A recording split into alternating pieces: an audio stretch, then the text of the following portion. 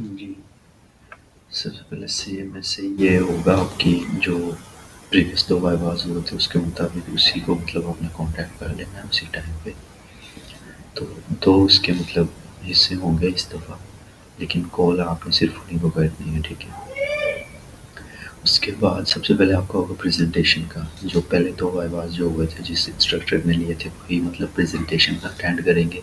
उसके बाद प्रेजेंटेशन का होने के बाद वही कॉल आगे ट्रांसफ़र कर देते हैं फेवरेट बुक का वाइवा के लिए, ठीक है? वो मतलब सब्जेक्ट स्पेशलिस्ट कोई भी होगा, कोई और सर होगा। आपने देखा होगा जो आपका शेड्यूल है वहाँ पे उसकी आईडी वगैरह लिखी होगी, लेकिन आपको उसे कॉन्टैक्ट करने की ज़रूरत नहीं है, वो खुद ही मतलब कॉल को ट्रांसफ़र कर देते हैं। तो पहला पार्ट ये होगा कि उसके अंदर आपको प्रेजेंटेशन देना होगी, ये जो मतलब 32 के करीब जो स्लाइड्स बनाई हुई हैं। तो नॉर्मली सबसे पहली स्लाइड जो है मतलब ये टेम्पलेट जो है प्रिपेयर्ड उन्होंने पहले ही दिए हुए थे, बिस्मिल्लाहिर्रहमानिर्रहीम।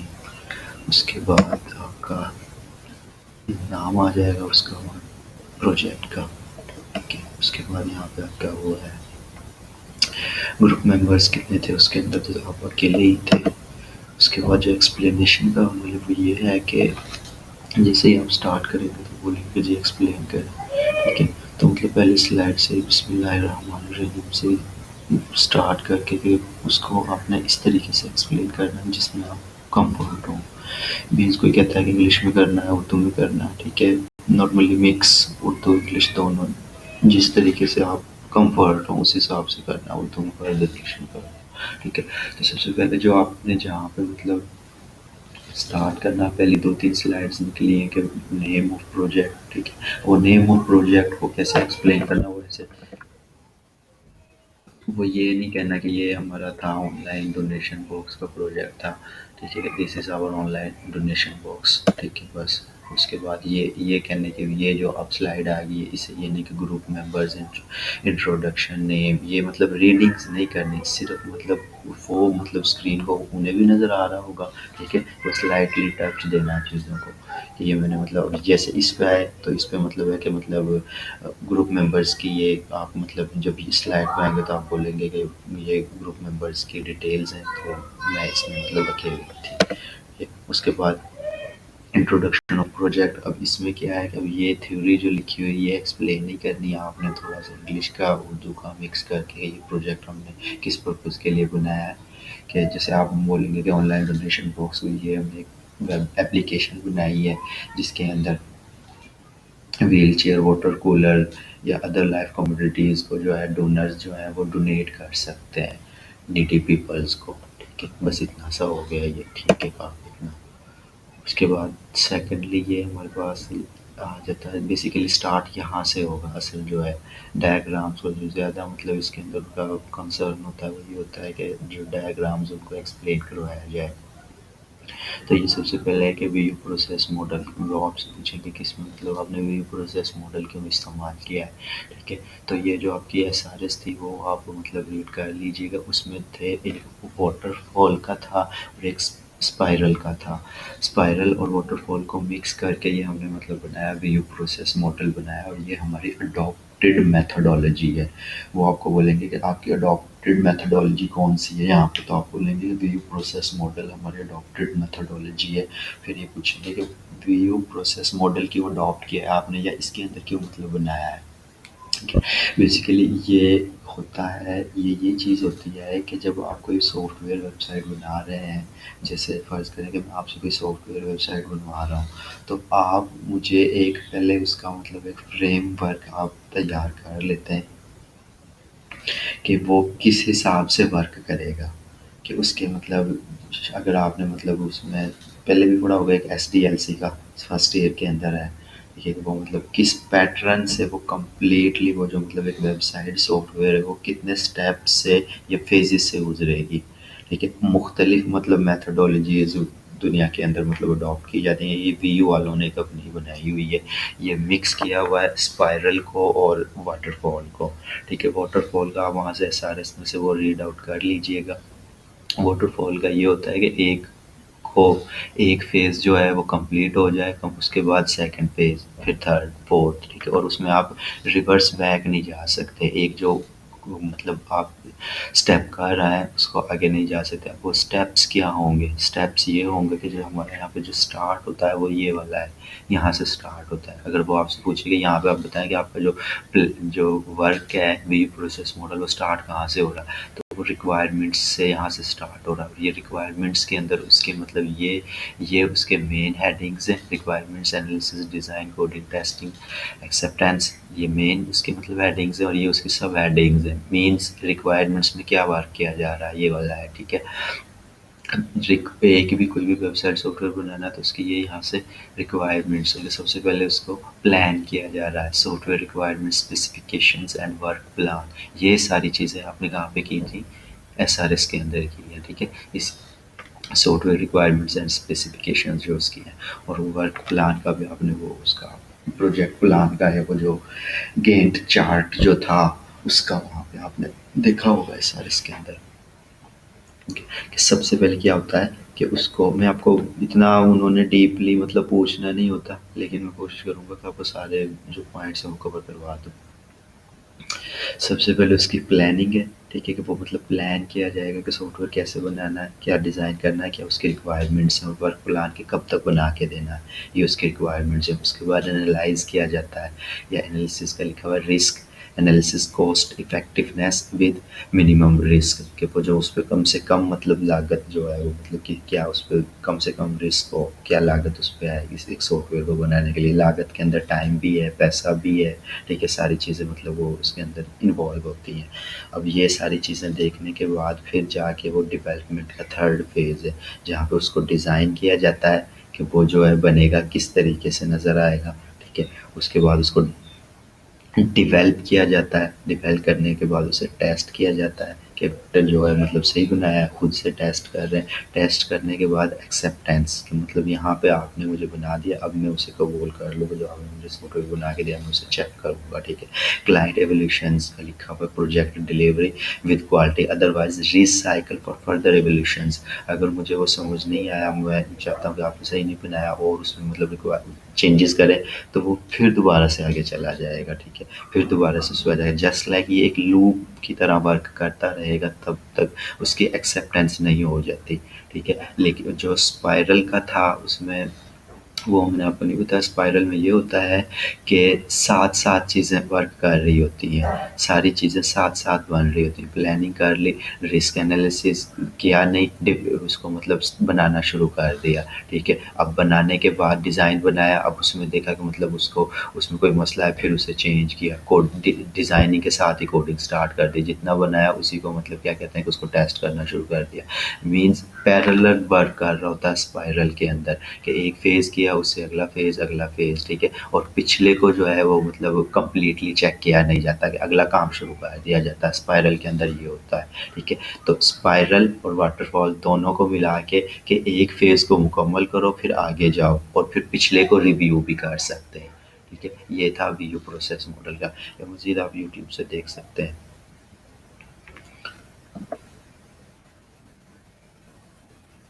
उसके बाद इम्पोर्टेंट है ये वाला यूज़ केसेस डायग्राम, इसमें से ज़्यादातर क्वेश्चंस पूछते हैं। एक इसमें से क्वेश्चन पूछा जाता है सिस्टम बाउंड्रीज़ क्या है, ठीक है।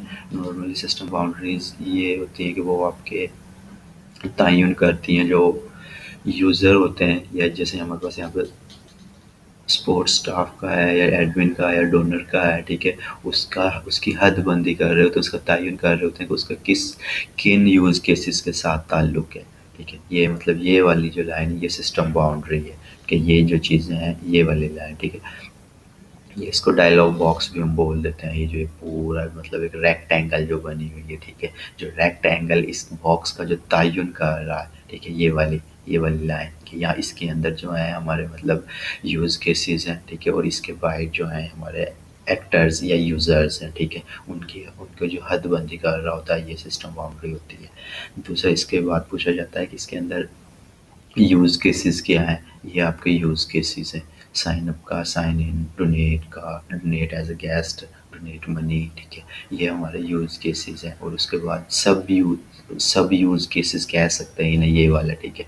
तो वो मतलब उसका जो मेन यूज़ केसेस हैं उसका और सब यूज़ केसेस का आपको मतलब उसका कलर की वजह से उसका डिफरेंस नज़र आ रहा होगा, ठीक है। उसके बाद एक अगला क्वेश्चन ये है कि इंक्लूड और एक्सटेंड क्या होता है। एक चीज़ आप यहाँ पे नोट कर रहे होंगे, एडमिन साइन इन, उसके साथ उसे किया हुआ है कि इंक्लूड रीसेट पासवर्ड, नीचे sign in extend forget password, ठीक है।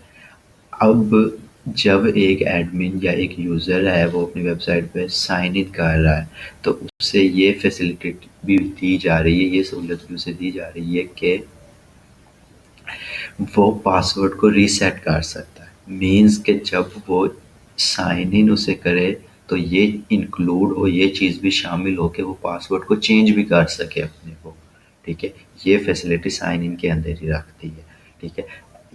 मीन के अगर साइन इन का वर्क करेगा तो वो साथ रीसेट का भी वर्क कर सकता है, ठीक है। बेस करता है वो इस्तेमाल करे ना करे इस चीज़ को, ठीक है। लेकिन वो जब साइन इन करेगा तो वो रीसेट भी कर सकता है। जैसे वो साइन इन करने के बाद कह सकते हैं कि आप वो पासवर्ड रीसेट कर सकता है या पहले भी रीसेट कर सकता है, ठीक है। अगर वो मतलब उसको याद है अपना पासवर्ड वगैरह जो भी मतलब आपको पता है वो होता है रिक्वायरमेंट्स।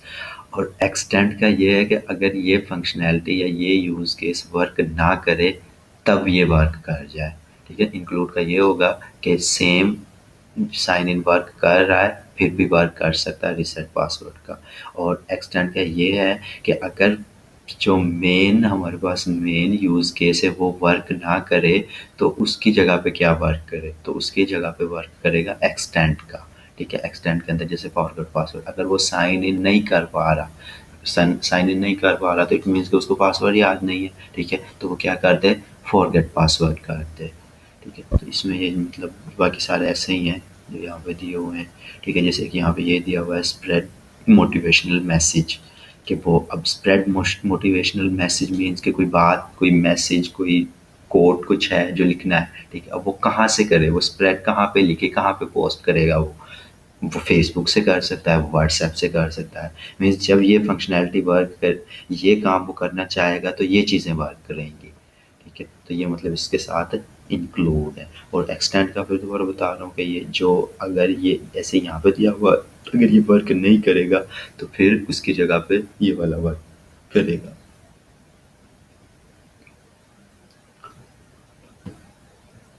उसके बाद फंक्शनल रिक्वायरमेंट्स हैं।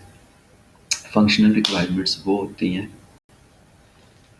जो एक वेबसाइट, एक सॉफ्टवेयर जो हम बना रहे हैं उसकी जो ज़रूरियात या लवाज़मात हैं, ठीक है, वो उसकी मतलब फंक्शनल रिक्वायरमेंट्स हैं। मीन्स वो उसका हिस्सा होंगी ही होंगी, ठीक है। एक जो यूज़र है जो बनवाने वाला है कि मैं आपसे एक सॉफ्टवेयर बनवा रहा हूँ तो मैं आपको बताऊँगा कि मुझे ऐसी वेबसाइट, ऐसा सॉफ्टवेयर बना के दे दो, उसमें लॉगिन हो जाए, साइन अप हो जाए, फॉरगेट पासवर्ड हो जाए, ठीक है। ये उसके अंदर फंक्शनैलिटीज़ वो ये काम कर सके, ठीक है। तो वो सारे क्या कहलाएँगे, वो उसकी फंक्शनल रिक्वायरमेंट्स कहलाएँगे, ठीक है। कि ये आप इनको मतलब रीड आउट कर लेना जो भी उसमें मतलब लिखे हुए हैं कि डोनर क्या करेगा, एडमिन क्या करेगा, वो सारी चीज़ें उसका है, ठीक है। उसके साथ यहाँ पे अटैच नहीं है नॉन फंक्शनल रिक्वायरमेंट का, ठीक है। वो इसका हिस्सा नहीं होती लेकिन वो भी पूछा जाता है कि फंक्शनल रिक्वायरमेंट में और नॉन फंक्शनल रिक्वायरमेंट्स में क्या फ़र्क है। फंक्शनल रिक्वायरमेंट्स तो ये हो गई जो आपको मतलब आपका जो असाइनमेंट थी उसके अंदर, प्रोजेक्ट असाइनमेंट के अंदर मतलब जो चीज़ें मिल गई कि भाई ऐसी वेबसाइट बना के दे दो, ठीक है। तो वो फंक्शनल रिक्वायरमेंट्स हो गई। नॉन फंक्शनल रिक्वायरमेंट्स जो है वो ऐसा है कि वो समझो कि नज़र नहीं आ रही होती लेकिन वो बैक एंड पे वर्क कर रही होती है। मीन्स कि एक वेबसाइट आप बना रहे हैं तो वो क्या है कि वो मतलब अट्रैक्टिव होनी चाहिए कि वो अच्छी नज़र आए, ठीक है। ये उसकी एक फंक्शनल रिक्वायरमेंट है।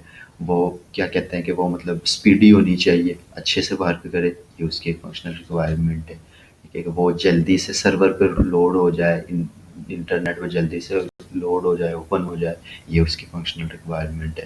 ठीक है, तो मतलब जो उसको इन्हांसमेंट है किसी वेबसाइट सॉफ्टवेयर की कि वो अच्छे से वर्क करे, वो उसकी नॉन फंक्शनल रिक्वायरमेंट्स होती हैं। जो यूज़र होता है उसे ये चीज़ें मतलब वो ये बता नहीं रहा होता कि मतलब वही वो जो वेबसाइट वो सॉफ्टवेयर बहुत मतलब अच्छा होना चाहिए, वो मतलब उसकी जो रीडेबिलिटी या रीयूजेबिलिटी है वो अच्छी होनी चाहिए, लेकिन ये भी उसकी रिक्वायरमेंट्स होती है। ठीक है, और यही एक मतलब अप्रोच होती है कि एक अच्छे सॉफ्टवेयर इंजीनियर की कि वो नॉन फंक्शनल रिक्वायरमेंट्स को भी मद्देनज़र रखता है। उसमें एसआरएस में भी लिखी हुई हैं, पीछे जो आपने फाइल सबमिट करवाई थी वहाँ से रीड आउट कर लेना। तो नॉर्मली बस इतना ही पूछेंगे, फंक्शनल रिक्वायरमेंट्स में और नॉन फंक्शनल रिक्वायरमेंट्स में क्या फ़र्क है। उसके बाद एक ये है आर्किटेक्चरल डिज़ाइन या डायग्राम का जो है, ये हमारा ये होता है कि जो आपने एक चीज़ बना दी है वो वर्क कैसे कर रही है, उसके पीछे क्या मतलब मेथडोलॉजी है कि वो किस हिसाब से आपको डेटा दिखा रही है, कैसे वो एक लिंक कर रही है और कहाँ से वो डेटा निकाल के दे रहा है। तीन दिए हुए हैं, presentation layer, business logic layer, data access layer का। ठीक है, या यूज़र प्रेजेंटेशन लेयर, इंटरफेस को भी कह सकते हैं। जैसे कि हमारे पास वेबसाइट होती है, उसके अंदर जो जैसे ये हमारे पास एक नज़र आ रहा है, ये यूज़र इंटरफेस हमारे पास यहाँ पे है कि जो चीज़ें यहाँ से हम चीज़ें एक्सेस करेंगे, यहाँ पे हम कुछ लिखेंगे तो वो हमें आगे जाके मिलेगा। ठीक है, अब बिजनेस लॉजिक लेयर क्या है, ये जहाँ से उस डेटाबेस में से वो चीज़ जो निकाल के देगा। ठीक है, यहाँ पे लिखा भी हुआ है पीएचपी क्लासेस, ये normally X H T M L design, ये जावास्क्रिप्ट पे एच टी एम एल ही है। ये समझ लो कि ये सी एस एस और एच टी एम एल है। कि जैसे ये मैंने अभी ओपन किया कि गूगल का पेज ये जो है, ठीक है, ये हमें नज़र आ रहा है, ये H T M L base है कि वो आपको नज़र आ रहा है। यहाँ पे हम कुछ लिखेंगे, जैसे मैं यहाँ पे लिखता हूँ V U L M S,